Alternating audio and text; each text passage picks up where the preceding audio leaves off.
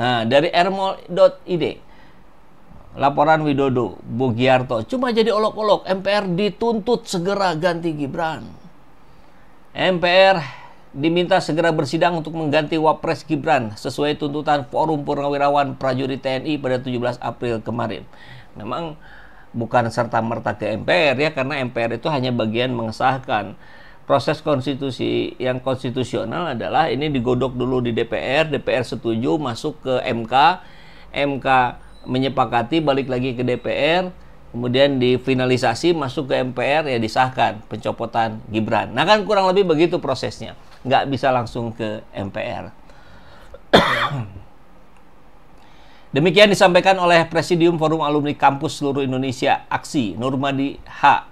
Nurmadi mengatakan alasan pencopotan Gibran selain masalah etik, faktanya putra sulung ketujuh Joko Widodo itu tidak mempunyai kapasitas dan banyak simpang siur. Dalam catatan sebagai wali kota Solo sempat muncul lulusan sarjana dari Singapura dan Australia, kata Nurmadi. Selain itu, kata Nurmadi, Gibran juga diduga sebagai pemilik akun Fufufafa yang sejak Pilpres 2014 banyak menyerang dan menghina Prabowo dengan kata-kata vulgar dan kasar. Kondisi tersebut juga menjadi keprihatinan masyarakat kita. Ia berharap MPR dan Parpol mendengar aspirasi tersebut. Wapres bukan sekedar ban serep. Indonesia besar, perlu pemimpin yang besar yang memberikan solusi cerdas dan progresif. Pemimpin yang punya rekam jejak, prestasi yang baik dan bisa menjadi panutan. Diberitakan sebelumnya, ratusan prajurit TNI yang berada di bawah Forum Purnawirawan Prajurit menyampaikan 8 tuntutan.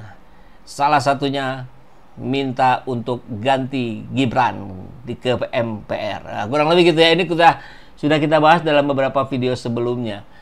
Ini juga dikuatkan oleh Bang Yos, ya, pemimpin model Gibran tak mampu urus negara. Nah, aku bisa menebak pikiran para purnawirawan itu. Purnawirawan itu yang saya tebak begini. Sesama warga besar TNI.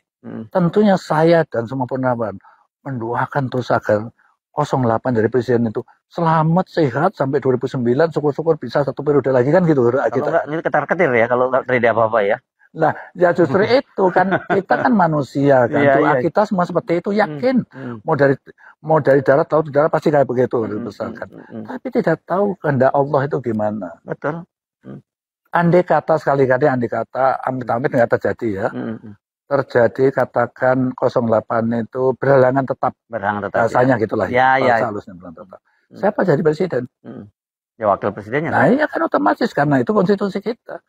Dengan modal kayak begitu, apa cukup menangani masalah negara yang sangat komplikated? Nasib bangsa ini yang dipertaruhkan. Ya dipertaruhkan dan kata beliau kan nggak akan membawa anak-anaknya ke politik gitu ya. kan. Dan anak-anaknya nggak tertarik. Anda tertarik kan? Kalian itu jual martabak, jual pisang goreng. Gitu. Konon katanya sukses, oke lah.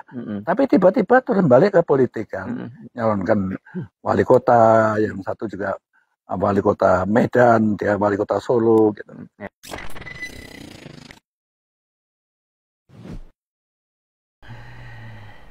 Luar biasa ini.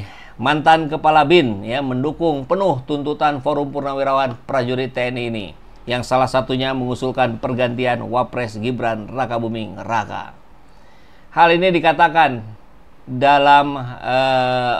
oleh mantan BIN Sutioso yang dikutip dalam kanal YouTube Hersubeno Point Sabtu hari ini. Kita doakan 08 selamat. 08 itu Pak Prabowo maksudnya ya. Sehat bahkan 1 periode lagi. Tapi andai kata amit-amit 08 berhalangan tetap, siapa yang jadi presiden? Ya, otomatis wakil presiden. Itu konstitusi kita. Dengan bekal pengalaman sangat minim dan usia terbilang muda, Sutioso mengaku sangat ragu Gibran mampu memimpin negara sebesar RI. Apa cukup menangani ya model begitu pemimpinnya? Masalah negara yang sangat kompleks, nasib bangsa ini dipertaruhkan. Dan di sisi lain, Sutioso mengaku teringat kata-kata Presiden Jokowi yang bilang anak-anaknya tidak tertarik masuk dunia politik. Mereka jual martabak, pisang goreng, konon katanya sukses. Namun nyatanya di tengah jalan Gibran ikut Pilkada Solo dan menang, sementara menantunya Bobi maju di Pilkada dan juga menang, tiba-tiba jadi wali kota. dan seterusnya sampai sekarang. Nah, ini menarik ya, dukungan ternyata sudah datang dari mana-mana. Hari ini datang dari Bang Yos. Dan kalau kita lihat persoalan bonus demografi seperti yang disampaikan tadi oleh Gibran, apa yang sudah Gibran lakukan?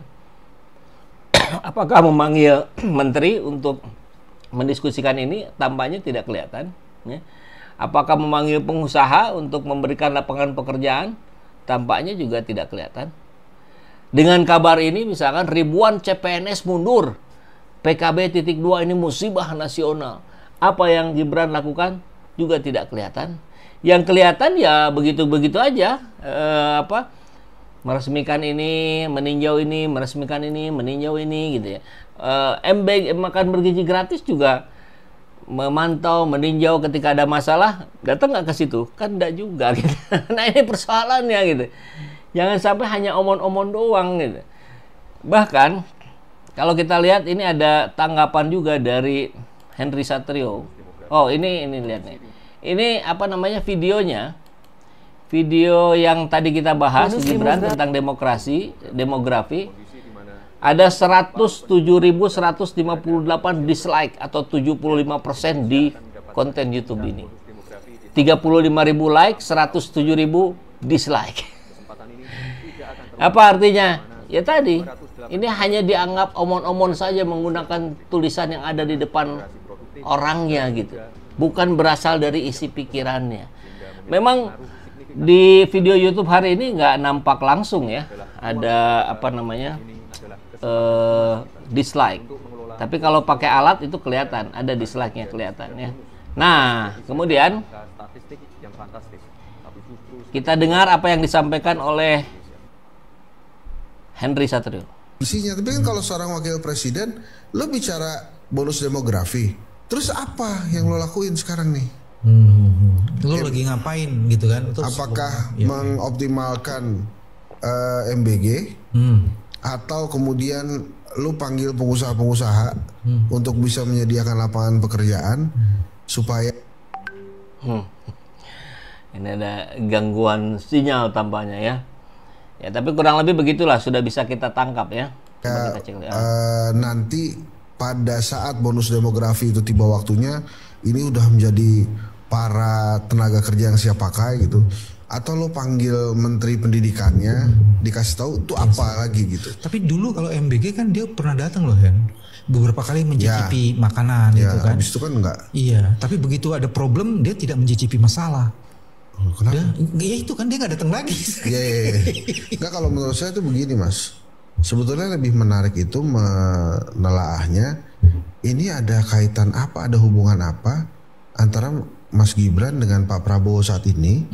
Karena kenapa dia sampai bermonolog? Jangan-jangan itu monolognya tidak disampaikan ke rakyat, tapi justru ke presidennya. Karena dia SULIT gitu kan, sulit bertemu dengan Pak Prabowo kan. Misalnya, walaupun kita sempat lihat ada Pak Tito disuruh minggir gitu ya, dicari gantiin Gibran gitu sampingnya. Tapi kan beberapa kali kita seolah Gibran diperlukan sehingga dicari-cari dan dikasih tempat gitu. Iya, tapi kan di beberapa hal yang occasionnya justru publik, ini Gibran kan tidak terlalu terlihat. Misalnya saat saresehan ekonomi, dia tak ada. Iya. Menarik nih pandangan Henry Satrio ya. Jangan-jangan gitu. Monolog yang dilakukan Gibran di video YouTube-nya itu bukan untuk rakyat, tapi untuk Pak Prabowo, karena dia kesulitan untuk bertemu dengan Pak Prabowo. Wow. Dan yang dimaksud oleh Henry Satrio barusan bahwa Gibran pernah dipersilakan untuk lebih maju ke depan, tidak di belakang Tito Karnavian. Nah, ini videonya. Coba kita lihat. Presiden Republik Indonesia dan Wakil Presiden Republik Indonesia tiba di tempat acara.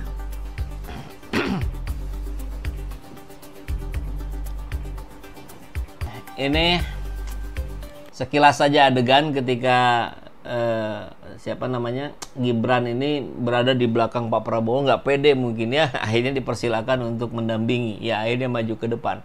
Ya mungkin tadi ini yang disebut dengan kesulitan. Gibran kesulitan untuk berkomunikasi dengan Pak Prabowo sendiri ya. Jadi ya apalagi ternyata direspon oleh rakyat pun seperti olok-olok saja.